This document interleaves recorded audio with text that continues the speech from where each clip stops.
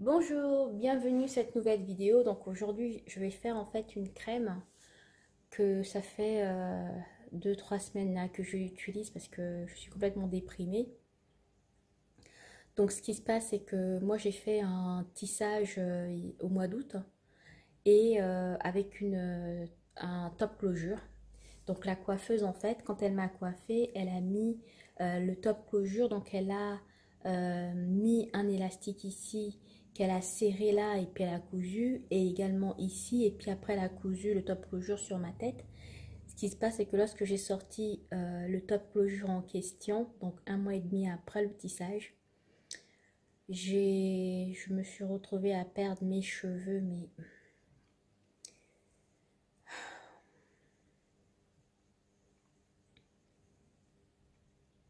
donc voilà un peu les dégâts. Donc tout le cheveu, en fait là, tout l'avant, le cheveu, on peut voir à travers. Hein. Donc on voit à travers, on voit à travers ici. Je sais pas si vous voyez en fait. J'ai le cheveu bien dégarni alors que derrière en fait, j'ai ma touffe qui est bien repartie quoi. Mais là à l'avant, tout, j'ai une petite... j'ai un peu de cheveux. Donc vous avez vu les tempes. Hein. Donc ici, j'ai perdu énormément de cheveux. Donc là, j'essaie de rattraper comme je peux. Donc je fais tous les jours du jus d'oignon avec de l'huile de ricin que je me mets sur les cheveux tous les jours. Et la petite crème que je suis en train de fabriquer qui, j'espère, ça marche également très bien. Donc pour faire la crème, on aura besoin donc en huile de l'huile de coco. On a besoin de l'huile de ricin. De la menthe poivrée,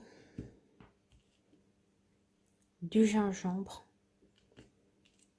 le bâton de cannelle, du thé vert, du piment, donc du petit piment comme ça. Vous pouvez prendre du piment de Cayenne si vous en trouvez, ce que vous avez sur le marché. Donc pour mettre dans l'huile en fait, on a besoin d'un émulsifiant. Donc moi j'utilise celle de Aromazone, émulsifiant numéro 2. Donc voilà. Donc premièrement, ce qu'il faut faire et tout, on va prendre notre bâton de cayenne avec quelques piments qu'on va bouillir.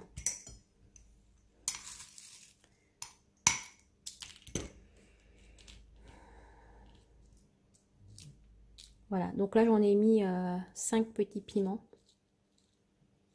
Et on va faire bouillir ça.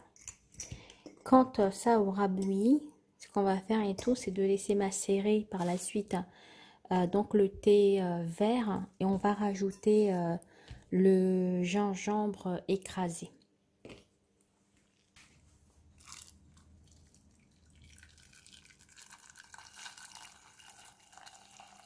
Le bâton de cannelle sent super bon.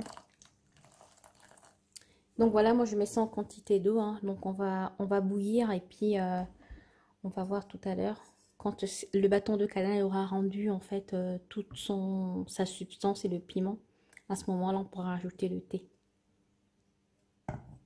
Cette solution là.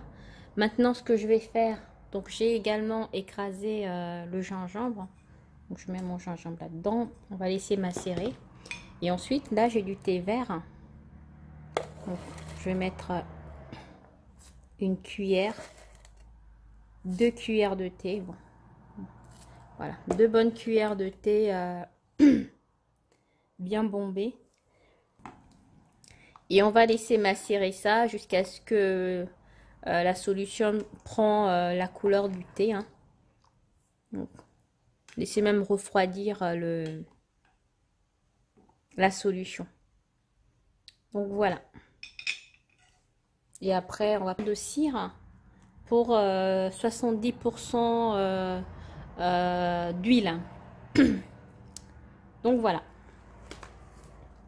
Donc le plus simple, c'est de partir donc sur 30 grammes de cire.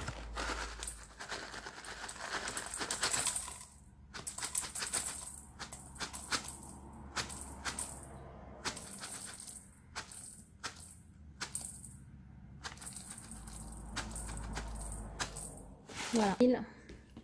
Donc souvent les instruments, il faut s'assurer de bien les laver, bien nettoyer, bien stériliser, hein, parce que les cosmétiques maison, c'est très dangereux.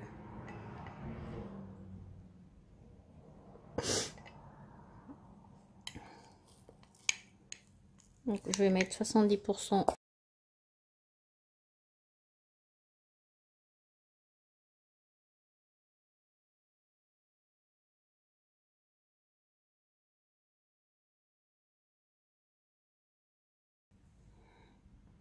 de l'huile de ricin.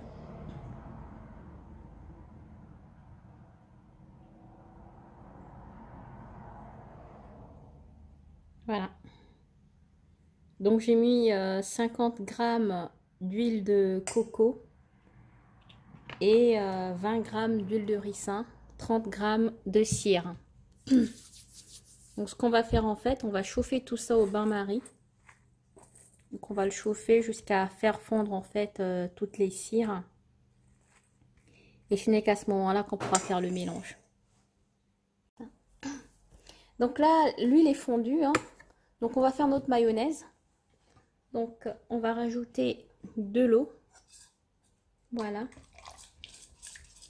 Petit à petit. Normalement, c'est 30% de matière pour 70% d'eau. Bon, je fais souvent comme ça après. Vous mettez l'eau petit à petit.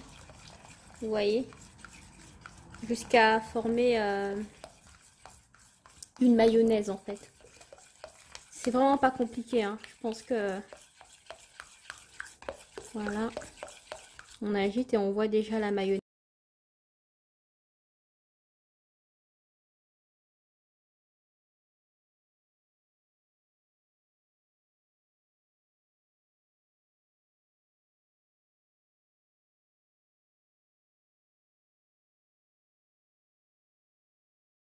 En fait, donc c'est menthe poivrée. Je sais pas si vous voyez. Voilà. Je vais mettre 30 gouttes. 1, 2, 3, 4, 5.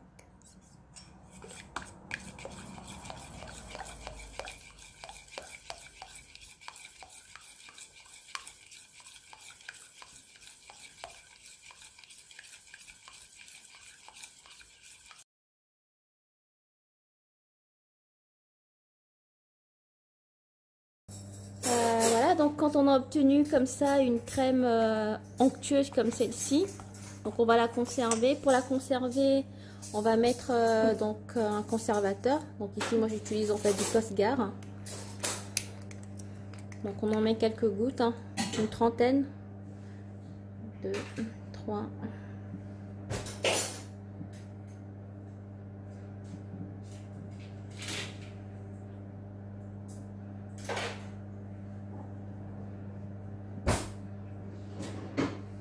Donc après, à cette phase-là, vous pouvez rajouter un colorant si vous souhaitez. Vous pouvez rajouter un parfum, une huile essentielle, tout ce que vous souhaitez en fait pour apporter de la senteur dans votre crème, hein. Vous faites ce que vous voulez. Moi, généralement, j'utilise le plus nature possible. Donc je mets plus rien, je m'arrête là, c'est suffisant pour moi. Donc voilà. Après, je vais le mettre dans un pot. Donc le pot, bien évidemment, il faut pouvoir le stériliser, donc le laver, hein, stériliser avec de l'alcool avant de mettre vos cosmétiques à l'intérieur. Donc voilà. Donc c'est parti pour moi. Je vais remplir mon pot.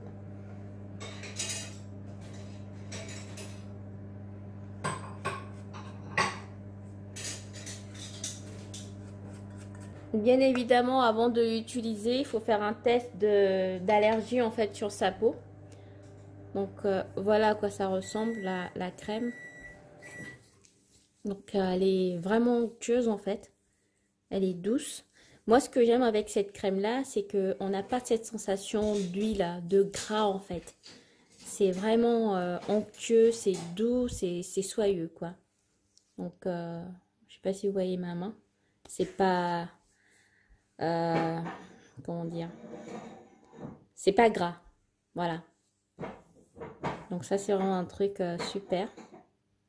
Donc voilà, Bah, écoutez, je reviens vers vous dans quelques mois pour vous montrer la pousse de mes cheveux, pour voir si ça a bien fonctionné et tout. Et également, si vous avez testé cette crème-là, donc vous pouvez me dire en commentaire ce que vous en pensez. Et voir également si vos cheveux poussent avec cette composition. Donc je vous remercie d'avoir regardé la vidéo et je vous dis à très bientôt pour une autre vidéo. Au revoir!